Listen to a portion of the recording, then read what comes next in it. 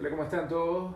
Buen día y bienvenidos a la primera clase de fotografía de Bo Concept en alianza con Yellow Corner. Mi nombre es Jesús Peña, soy gerente de Yellow Corner Colombia y además soy fotógrafo profesional desde hace aproximadamente unos 7 años.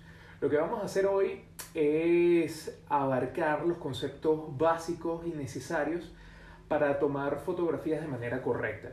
Te voy a ir explicando paso a paso cuáles son los componentes que tienen las cámaras para que tú puedas tomar las fotografías como realmente quieres. Si quieres bajar la iluminación, subir la iluminación, cómo funciona para que esa fotografía te quede realmente bien y todos los conceptos también llevados al celular para que puedas tomar las fotografías como quieras desde tu celular, ya que no todo el mundo tiene una cámara profesional. Entonces vamos a arrancar por lo más sencillo. Voy a tratar de dividir esta clase como que en 3 pasos.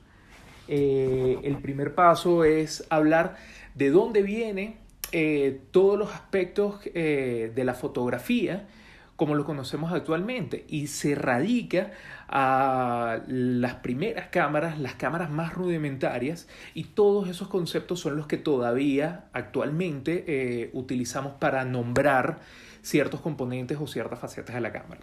Entonces, arrancamos en el año 1787. Louis Daguerre crea la primera protocámara, por decirlo de cierta manera, que es el daguerrotipo. Era una cámara de madera que era una especie de cuadrado donde se colocaba en su interior un material fotosensible, un celuloide fotosensible, y esa caja tenía un hueco por donde dejaban penetrar la luz para que ese material fotosensible reaccione. Entonces, teniendo en cuenta esto, vamos a hablar un poquito de qué es la película fotográfica que utilizamos. La película fotográfica es un material fotosensible, como ya lo habíamos hablado anteriormente, creado por celuloide, en el cual la luz, al tocar ese material fotosensible que está impregnado de una capa de aruros de plata, que imagínense que son pequeños círculos, vamos a llamarlo de tinta, que no es exactamente así, pero vamos a llamarlo que son círculos de tinta que al chocar la luz con ese pequeño círculo de tinta deja una mancha.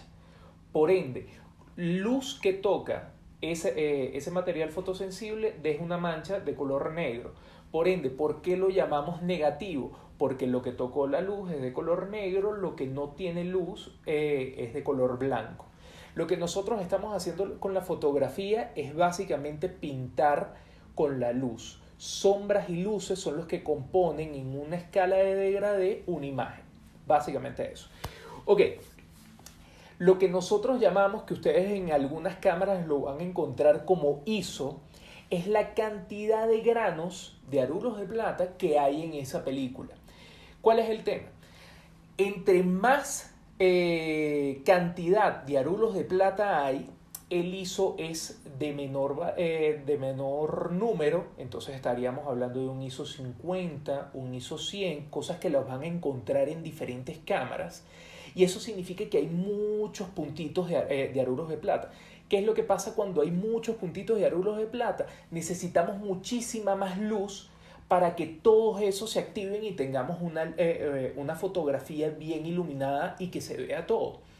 Cuando el aruro de plata es más grande, necesitamos menos luz, pero al aruro de plata ser más grande, cuando tenemos poca luz en el ambiente, quedan esos aruros sin activarse, porque no hay luz que los active.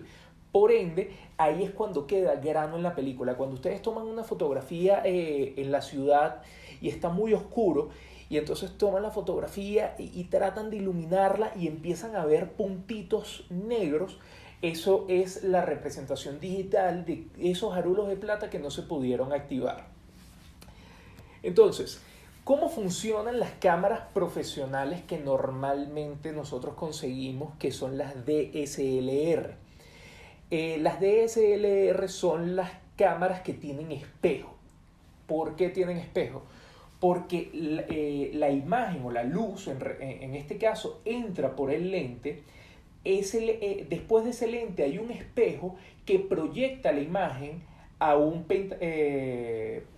pentavidrio o prisma, que lo que hace es que reproducir esa imagen que entra por el espejo y podemos verlo por el visor. Entonces, qué es lo que hace que esa cámara funcione? Es levantar, cuando le damos clic a la cámara en el disparador, lo que hacemos es levantar ese espejo para que la luz se traspase tanto el lente como el obturador, para que esa luz llegue a la película, o en este caso, como estamos manejando cámaras digitales, lleguen al sensor. Entonces, ¿cuáles son los componentes que tenemos que tener en cuenta a la hora de tomar la fotografía? Es primero el objetivo o lente, que es por ahí donde entra la luz. Después tenemos el espejo móvil. Justo detrás del espejo móvil tenemos el obturador. ¿Qué es el obturador? El obturador es lo que regula la cantidad de tiempo que la película, o en este caso el sensor, tiene exposición a esa luz. Entonces, lo que hace esa cortina que se levanta es regular la cantidad de luz que va a entrar a nuestro sensor o película. Después tenemos los tipos de cámaras que son los mirrorless. Los mirrorless son aquellas que ya no tienen espejo, que en pocas palabras pasa directamente desde el lente, la luz penetra el lente y llega directamente al sensor sin pasar por ningún tipo de espejo o obturador. ¿Cuál es la cuestión? El sensor prácticamente lo que está grabando esas imágenes en todo momento. Al disparar, lo que el sensor captura es lo que al momento de hacer clic recorta ese pedazo de película, por decirlo de cierta manera. El sensor en todo momento está recibiendo información y lo que nosotros le decimos es en qué momento cortar. ¿Cuáles son las cámaras mirrorless que utilizamos todo el tiempo y a diario? Las del celular. Las cámaras del celular son cámaras mirrorless, ya que tienen el lente y pasan directamente a un sensor y después a un procesador de imagen. No tenemos aquí ningún tipo de espejo, ningún tipo de obturador que nos regula la cantidad de luz, sino que esto nosotros lo hacemos todo de manera digital. Entonces, ya sabemos los tipos de cámaras que tenemos. Tenemos las DSLR, que son las cámaras profesionales, entre comillas, más comunes, y las cámaras mirrorless. Ya las mirrorless están poco a poco haciéndose espacio, por decirlo de alguna manera, en el mercado. Ya son las cámaras que de manera más común se consiguen, y ya las DSLR poco a poco están quedándose a un costado y estamos migrando a algo netamente digital. Después de esto vamos a tener en claro cuáles son los componentes de la cámara. Entonces, como habíamos hablado anteriormente, tenemos el objetivo, el disparador, etcétera, etcétera, pero ahora lo vamos a hablar de manera un poquito más técnica. Tenemos el objetivo, que es el lente por donde va a atravesar la luz. Dentro del lente, por lo general, tenemos lo que es el diafragma. ¿Qué es el diafragma? El diafragma es una cortina que regula la cantidad de luz que va a ingresar en este caso, el sensor. Dependiendo de la apertura, hay ciertos números que lo vamos a ver más adelante, que van a regular también cómo se va a ver esa fotografía. O sea, dependiendo de si el diafragma está abierto o cerrado, va a regular cómo va a salir esa fotografía al final. ¿Ok? Después tenemos el obturador, que en las cámaras antiguas o en las DSLR es la cantidad de tiempo que va a estar expuesto a nuestro material fotosensible, o en este caso el sensor. Y todas estas cosas van regulando cómo se ve la fotografía. Si tenemos el diafragma abierto, cerrado, o una mayor cantidad o menor cantidad de tiempo que el obturador está cerrado, todo eso va a afectar la fotografía final.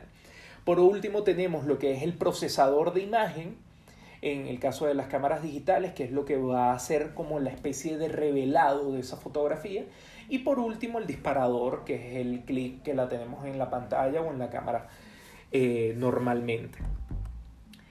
Ahora vamos a hablar de algo muy importante que son los tipos de lentes que tenemos en estas cámaras.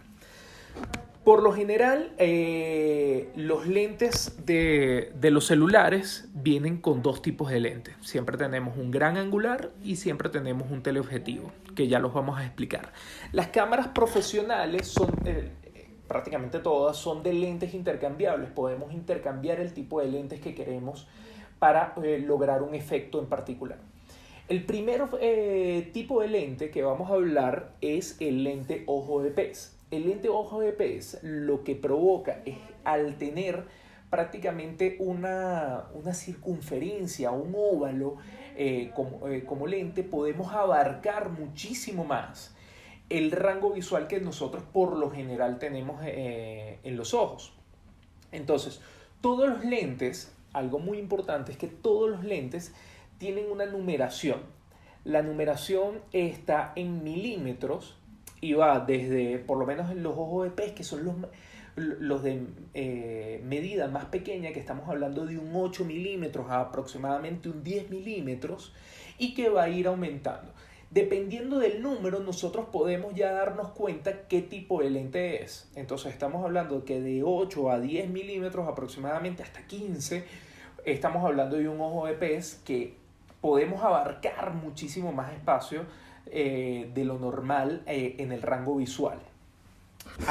Un ejemplo de una fotografía con ojo de pez, tenemos este de Sergi, que ¿por qué es un ojo de pez? Si se dan cuenta, podemos abarcar muchísimo espacio y en la parte de arriba podemos ver una especie de aberración, por decirlo de cierta manera, que te da la circunferencia del lente como tal. Después tenemos los lentes gran angular. Los gran angular son los que reproducen de cierta manera cómo ve el ojo humano. Los teléfonos celulares, por lo general, todos tienen un gran angular. Ese es el tipo de lente que se utiliza de manera normal. Cuando el teléfono celular tiene un solo tipo de lente, el zoom que se le hace es un zoom digital. En este caso, por lo menos yo tengo un iPhone X, tiene dos lentes, el zoom se hace de manera óptica hasta cierto punto. Tengo un lente gran angular y un lente teleobjetivo que lo que hace es acercar un poquito más el objeto, hacerle como una especie de zoom, solamente que en cierto punto puede ser de manera óptica, pero después viene a ser de una manera digital. Los lentes gran angulares son espectaculares para tener un panorama claro y amplio de una fotografía. Son utilizados por lo general cuando vamos a hacer fotografías de paisajes, cuando vamos a hacer fotografías en la playa o en el bosque, que necesitamos tener un espacio amplio para poder ver, utilizamos los lentes gran angulares. Por lo menos un ejemplo, esta fotografía de Adam Burton del Valley of the Ten Peaks, podemos tener un paisaje totalmente amplio del lugar que estamos fotografiando. Entonces esta fotografía seguramente fue tomada con un gran angular, ya que podemos abarcar un buen pedazo de este lugar que estamos tomando la fotografía. Después de esto, vamos a hablar un poquito de los lentes llamados lentes prime o de óptica fija. Los lentes, cuando tenemos una cámara fotográfica, si nos damos cuenta, podemos acercar o alejar el objeto, ya que ese lente es de focal variable. O sea, podemos ir desde un gran angular e irle haciendo zoom hasta llegar a un teleobjetivo. O sea, el llegar a cortar, por decirlo de cierta manera, desde lo más amplio hasta lo más corto. Los lentes prime tienen un solo objetivo. O sea, es una lente totalmente fija, no podemos alejar y acercarnos, sino que tenemos un solo tipo de lente. ¿Cuál es la ventaja de este tipo de lentes? Por lo general, la apertura del diafragma, que estábamos hablando que es la cortina que regula la cantidad de luz que ingresa, nos da una apertura mucho más amplia. ¿Por qué? Porque al no tener que alejar y acortar ese movimiento, al acortar nos puede mostrar el diafragma. Entonces, para evitar mostrar el diafragma, lo que hacen es recortarlo un poco y también recortan la cantidad de luz que ingresa. Entonces, como ya no tenemos ese problema de alejar y acortar, podemos tener un diafragma mucho más amplio que permite el ingreso de mayor cantidad de luz. Esas son las ventajas que tienen. Estos lentes, los lentes Prime, por lo general son más caros que los lentes Zoom, ya que la óptica fija viene con materiales y sobre todo el lente y el vidrio que se utiliza mucho más sofisticados, mucho más caros, que hacen que la calidad de la imagen sea un poco mejor. Por lo menos una fotografía tomada por un lente Prime seguramente puede ser esta, en la cual los detalles, la saturación y sobre todo el brillo de la fotografía es prácticamente palpable. Después tenemos los que llamamos lentes zoom, que es los lentes que utilizamos por lo general cuando tenemos nuestras primeras cámaras, o son los lentes que vienen con los kits normales, que son de lente de focal variable. Podemos ir desde un 24 milímetros, que vendría a ser un gran angular, hasta un 70 milímetros, que podría ser un teleobjetivo. O sea, podemos variar la distancia focal. Si vamos a ir a un lugar donde no podemos cambiar los lentes, siempre es recomendable tener un lente que vaya desde los 15 milímetros, de los 20 milímetros hasta los 70 milímetros, y tener otro lente de los 70 a los 120, y ya si vamos a hacer fotografías de animales que necesitamos abarcar mucho más, poder tener un lente que vaya de los 200 milímetros en adelante. Estos lentes, dependiendo pueden ser desde muy baratos y tener componentes por lo general de plástico, hasta hay lentes de distancia focal variable bastante buenos, que dan una sensación, sobre todo en la fotografía, de muy buena calidad. Después tenemos los teleobjetivos, que son los lentes que utilizamos cuando queremos llegar a un lugar muy lejano. Estos lentes se utilizan por lo general en dos tipos de fotografía. Uno, en la fotografía de animales, porque obviamente no podemos estar prácticamente al lado de un león o de un tigre para poderle tomar una fotografía sin que se mueva, sino que necesitamos estar muy alejados, pero poder tener ese rango focal para poder tomar una fotografía prácticamente de close-up. Y en el otro formato en los que se utilizan este tipo de lentes son en la fotografía deportiva. Cuando tú vas y estás tomando unas fotografías en una cancha de fútbol, no puedes estar dentro de la cancha y necesitas, dentro de tu misma posición, poder tomar una fotografía, si estás detrás de un arco, en una fotografía muy cerca, o una fotografía bastante lejos del otro lado de la cancha. Entonces este tipo de lentes, si se han dado cuenta, los periodistas deportivos tienen unos lentes grandísimos, son para poder abarcar un gran espacio de terreno con un solo lente. Entonces, tenemos fotografía de animales, por lo menos en esta tomada en Tanzania en el año 2015. Seguramente el fotógrafo estaba a varios metros de esta manada de leones, pero necesitaba hacerle un close-up a la fotografía como tal. Entonces, ¿qué es lo que hacemos? Una distancia focal bastante larga para poder captar esa imagen bastante recortada, prácticamente un primer plano de este león. Y por otro lado tenemos la fotografía de deportes, en este caso en la final del Roland Garros de 1983, donde seguramente el fotógrafo estaba bastante alejado de la cancha, pero necesita recortar ese espacio para poder tener una muy buena fotografía. Por último, que es el último tipo de lentes, vamos a hablar de los lentes macro. Los lentes macro son los lentes utilizados para poder tener una buena imagen de un objeto muy pequeño. En algunos casos se llama macrofotografía, pero ¿qué es lo que vamos a hacer? Es podernos acercar y que el foco sea lo suficientemente nítido para podernos acercar lo suficiente a un objeto muy pequeño y tomarle una buena fotografía. Si ustedes agarran su celular, para hacerlo de manera más sencilla, y tienen una imagen muy pequeña, o un objeto muy pequeño que le quieren tomar una fotografía, se van a dar cuenta que al acercarse al objeto, ya llega un momento que no les va a hacer un foco de manera correcta. O sea, se va a ver de todas maneras un poquito desenfocado. Entonces lo que hacen este tipo de lentes es podernos acercar a estos objetos pequeños y poder tomar una fotografía totalmente nítida. Por lo menos un ejemplo, aquí fotografía ya de food styling de Gilda Spare. Si se dan cuenta, un ajo es un objeto supremamente pequeño, entonces para poderse acercar y tener toda esa cantidad de detalles necesitamos un lente macro que nos dé esa definición exacta para este tipo de fotografías. Como hablábamos anteriormente, el diafragma, vamos a recapitular un poco. Diafragma, cortina que regula la cantidad de luz que va a ingresar a nuestra cámara. Cosa muy importante.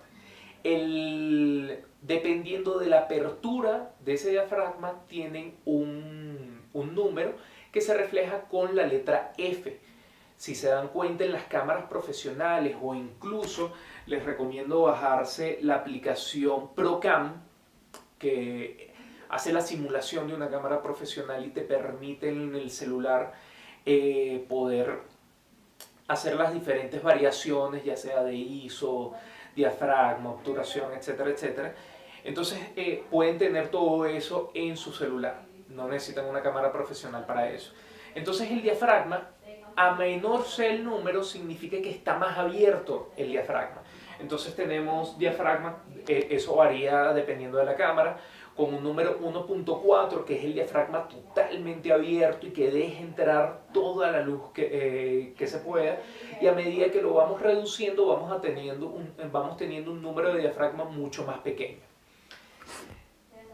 El diafragma lo que va a afectar en la fotografía es del campo focal o del área de enfoque que tenemos en la misma. Entonces, entre más abierto sea el diafragma, el campo de enfoque va a ser mucho menor. ¿Eso qué quiere decir? Podemos estar enfocados nosotros acá con un diafragma muy abierto, el rostro en este caso muy iluminado, pero atrás va a estar totalmente fuera de foco y cualquier objeto que pongamos adelante también va a estar fuera de foco. Si lo tenemos a medida que vayamos cerrando el diafragma, vamos ampliando nuestro rango de enfoque en la fotografía como tal. Por lo menos si tenemos un diafragma en f22, o sea, bastante cerrado, lo que vamos a poder es ampliar casi al máximo el rango de enfoque y vamos a tener enfocado tanto los objetos que están más cercanos a la cámara como los objetos que están muy muy atrás. Entonces, por lo menos tenemos en esta fotografía de Libret, tenemos en foco las gotas de lluvia que seguramente están en una ventana, y totalmente fuera de foco las personas que están atrás con los paraguas. ¿Eso qué quiere decir? El diafragma en esta fotografía está totalmente abierto y la distancia focal es muy muy muy pequeña. Tenemos solamente en foco eso que está en primer plano de la fotografía, y todo lo que está hacia atrás o incluso que llegue a estar hacia adelante va a estar totalmente fuera de foco. Y después tenemos esta fotografía de Nicholas Beats, donde seguramente el diafragma estaba muy cerrado, necesitamos obviamente muchísima luz, pero el diafragma muy cerrado y todo lo tenemos en foco. Tenemos en foco las modelos, tenemos en foco la comida, tenemos en foco el árbol que está a media distancia, e incluso tenemos en foco los árboles que están totalmente al fondo. Para lograr captar esa fotografía totalmente en foco necesitamos un diafragma cerrado para que esa distancia focal sea lo más amplia posible. ¿Cuál es el tema de cerrar o abrir el diafragma? De que necesitamos compensarlo de alguna manera con la luz que ingresa. ¿Cuál es la manera, una de las maneras de compensar la luz? ¿Se acuerdan que estábamos hablando del obturador, que es el que regula la cantidad de tiempo que ingresa la luz al sensor? Entonces, entre más abierto el diafragma, podemos tomar una fotografía mucho más rápida, ya que necesitamos menos luz porque toda la luz nos está proporcionando la apertura como tal. A medida que vayamos cerrando el diafragma, necesitamos compensar esa luz que no está entrando por el diafragma, necesitamos compensarla con dejar la apertura del obturador el mayor tiempo posible para poder captar esa cantidad de luz. Entonces aquí vamos a hablar de algo que se llama el triángulo de la exposición, que son los tres factores que tenemos que tener en cuenta para poder tener una fotografía correctamente iluminada o con los contrastes que nosotros deseamos. Entonces, en primer lugar está la velocidad. ¿Cuál es el que regula la velocidad? El obturador. El obturador va a indicar cuánta luz va a ingresar. Entre más rápido sea, menos luz ingresa. Entre más lento sea la obturación, más luz ingresa. Por otro lado, tenemos la apertura. ¿Cuál es el que regula la apertura? El diafragma. El diafragma nos va a regular cuánta luz va a entrar por ese lente. Y por último, el ISO, que hablábamos al principio de esta conversación. El ISO lo que nos va a ayudar es a la sensibilidad de ese sensor con respecto a la luz. Entre más pequeño o entre más bajo sea el número ISO, más luz necesitamos porque obviamente tenemos más árulos de plata chiquiticos que necesitamos llenar con luz. Entonces, entre más alto, menos luz necesitamos y podemos compensar. Entonces, tenemos aquí un ejemplo claro de cómo sería el tema del ISO. Entre más pequeño sea el número del ISO, tenemos una fotografía más oscura porque es muy poca luz la que está ingresando a la cámara. A medida que vayamos subiendo el ISO, cada paso del ISO, o sea, vamos arrancando con ISO 100, ISO 200, ISO 400, vemos que se va aclarando la fotografía. ¿Qué es lo que pasa cuando vamos subiendo el ISO? La saturación de colores, ¿eso qué quiere decir? Que los colores sean más vivos, más brillantes, lo vamos a ir perdiendo porque de manera poco orgánica, por decirlo de cierta manera, vamos perdiendo definición de colores en la fotografía. Entonces, si queremos una fotografía plagada o de colores totalmente vivos, necesitamos un ISO más bajo. Pero ¿qué es lo que necesita el ISO más bajo? Necesita más luz, más información. A medida que vayamos subiendo el ISO, vamos a perder información y la información se traduce en color. A medida que vamos aumentando el ISO, vamos perdiendo esa saturación de colores o esos colores vivos en la fotografía. Entonces, por último, tenemos este esquema muy sencillo que lo pueden buscar en internet, donde nos da los parámetros más claros de qué es lo que pasa cuando vamos reduciendo o aumentando algo de estos tres factores de velocidad, ISO y apertura. Entonces, vamos por la primera franja, que es la franja de apertura. En un diafragma sumamente cerrado tenemos una definición total de la fotografía, o sea, vamos a poder ver desde la persona que está en primer plano hasta el paisaje que tenemos de fondo. A medida que vayamos abriendo el diafragma, vamos perdiendo el foco de lo que está de fondo. Entonces, si queremos una fotografía, que la vemos mucho, que tienen esas luces en desenfoque atrás y que se llama bokeh o bokeh, dependiendo, todas esas necesitamos una apertura sumamente amplia para que nuestro rostro esté en primer plano y después el fondo se vea totalmente desenfocado. Si nos metemos en la cámara web, en la cámara del celular y le vamos a la parte que dice retrato, lo que hace la cámara de manera digital es como si ampliáramos el diafragma, lo abriéramos y la parte del fondo se vea totalmente desenfocado. Solamente que eso lo hace de manera digital la cámara. Después tenemos en el segundo renglón la parte de la velocidad, o sea, qué tanta apertura vamos a tener del diafragma, digo, del obturador. Entonces, entre más rápido sea el obturador, por lo menos los objetos en movimiento los vamos a poder capturar y congelarlos al segundo. Por lo menos si nos vamos a una pista de autos y queremos tomarle fotografías a los autos que están pasando, necesitamos que la obturación sea muy rápida, porque como nosotros estamos pintando con la luz, cualquier luz que durante ese tiempo se mueva, lo que va a dejar es una franja o una pintura de luz a lo largo de la fotografía. Entonces, si queremos que el objeto se permanezca quieto, un objeto que esté en movimiento, o por lo menos los niños jugando o alguien corriendo, necesitamos una velocidad sumamente rápida para poder tomar la fotografía.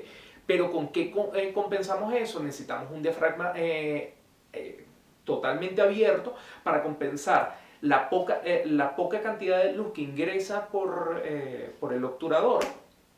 Necesitamos compensarlo con la luz que vaya ingresando por el lente. Entonces, a medida que vayamos bajando la velocidad del obturador, vamos perdiendo en los objetos en movimiento prácticamente un poquito de definición. O sea, se van a ver corridos porque la luz que generan o la sombra que generan van a ir haciendo una especie de desbalance o haciendo una especie de barrido por nuestro sensor. Y por último tenemos el ISO. El ISO, por lo menos los ISO ya 50 ya son de cámaras digitales y ese ISO ya es de manera digital. Los ISO que encontramos por lo menos en las cámaras profesionales por lo general arrancan en 100. Hay algunos que tienen 50, pero por lo general arrancan en 100. Y a medida que vayamos subiendo el ISO, si no tenemos una gran cantidad de luz, vamos a poder tener fotografías en lugares oscuros, visibles, pero vamos a tener estos puntos de estos arulos de plata que no fueron activados por la luz. Entonces, ejemplos concisos de cada uno, por lo menos nos podemos ir a la fotografía, esta fotografía que está tomada en el New York Times en Nueva York. Podemos ver cómo una fotografía con una exposición alta, cuando llamamos exposición alta, cuando el obturador está mucho tiempo abierto. Mucho tiempo significa 1 segundo abierto, 2 segundos abiertos o más. Y aquí vemos cómo el auto, seguramente un autobús que pasó por al frente de la fotografía, va dejando una estela de la imagen a lo largo del sensor. ¿Por qué? Porque el obturador sigue abierto y esa luz que emite el automóvil va pasando a lo largo de todo el sensor. Entonces las cosas que están quietas, como el logo del New York Times, atrás el logo del hotel o la luz de la calle, quedan perfectamente nítidas, o sea, perfecto, están fijas, estáticas, pero todo lo que se mueve en la fotografía va a dejar una estela de luz. Y por otro lado, una fotografía que estamos hablando de campos de campos de enfoque, por lo menos nos podemos ir a esta fotografía de Monday, en la cual vemos a la chica en perfecto foco y ya lo que está detrás de ella ya no la vemos en foco. Y también podemos hablar incluso de la fotografía que ya habíamos hablado anteriormente, Valley of the Ten Peaks, que seguramente tiene el diafragma cerrado para poder tener esa profundidad de campo lo suficientemente amplia para que todo se vea en foco, desde los pinos que están al frente como las montañas que están detrás. Bien, vamos ahora con... Ya sabemos todos los componentes básicos de la cámara que hay que tener en cuenta. Ya sabemos si queremos una fotografía con destellos de luces o queremos fotografías con desenfoque o con enfoque. Ya sabemos qué parámetros tenemos que alterar para poderlos realizar. Entonces vamos a hablar un poquito de los formatos en la parte digital como tal. Entonces, cuando nosotros vamos a guardar una fotografía en cualquier dispositivo, sobre todo cuando estamos en la computadora, pónganse que vamos a editar una fotografía en Photoshop o en cualquier otro programa y nos pide cómo vamos a guardar esa fotografía. Cada fotografía tiene unos parámetros. El primer parámetro podríamos hablar de la fotografía GIF. La fotografía GIF son fotografías que reduce prácticamente al máximo la cantidad de colores para hacer una fotografía sumamente liviana. Estamos hablando de que tiene una paleta de colores de aproximadamente 256 colores que están en 8 bits y se usan sobre todo cuando queremos mandar un meme o algo por el estilo, que la fotografía no se ve muy bien, pero está como que en movimiento y recorta como si fueran varias fotografías recortadas para generar un movimiento, pero pierde muchísima calidad. Es justamente por eso, porque la paleta de color son de apenas 256 colores, que es muy muy bajo. No se recomienda guardar fotografías en formato GIF, bajo ningún concepto, al menos que vayas a mandar un meme. Lo siguiente es fotografía de PNG. El PNG sube un 10% la cantidad de colores y sobre todo la calidad de la imagen con respecto a el GIF. El PNG es muy bueno sobre todo cuando vamos a trabajar cosas digitales en temas de edición, por lo menos cuando queremos agregar algo sin fondo, por ejemplo. Gotas de lluvia o algo así, son en formatos PNG, son formatos que no tienen fondo, son formatos livianos y se utilizan sobre todo para temas de edición. Si queremos una fotografía liviana, sin mucha definición, pero medianamente óptima, podríamos guardarlo en PNG. Después vamos con el formato clásico que todo el mundo conoce, que es JPG. El JPG obviamente amplía mucho más el rango de la paleta de color. Estamos hablando de que es una paleta de color de 16 millones de colores. Es una paleta de color bastante óptima, pero sigue siendo te restringe bastante a la hora de editar la fotografía.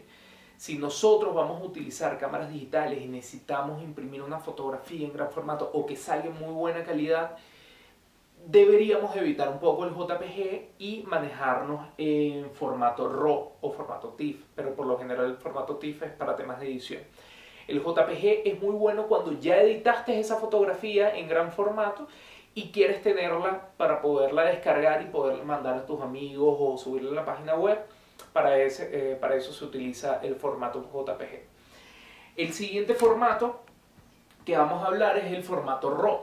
El formato RAW es genial y preciso cuando queremos grabar directamente desde la cámara como tal a el disco duro o la tarjeta de memoria. ¿Por qué? Porque estamos hablando de que nos va a ayudar a expandir nuestra paleta de colores aproximadamente en unos 40 millones de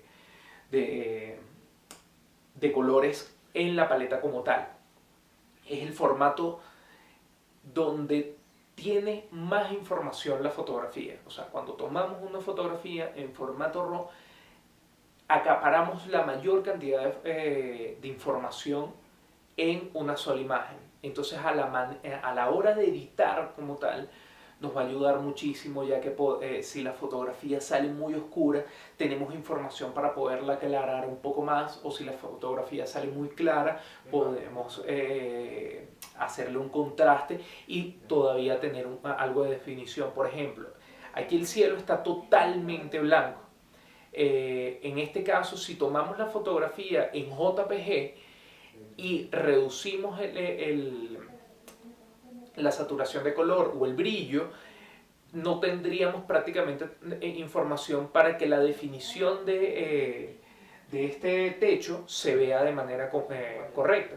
Entonces, ¿qué es lo que hacemos? Si lo tomamos en formato RAW, todo esto va a tener información. Por ende, si bajamos el brillo, vamos a tener toda la información de estas sombras que generan por lo menos aquí se ve mejor, no son los ladrillos, sino la parte de arriba del techo. Entonces, cuando vayamos a trabajar en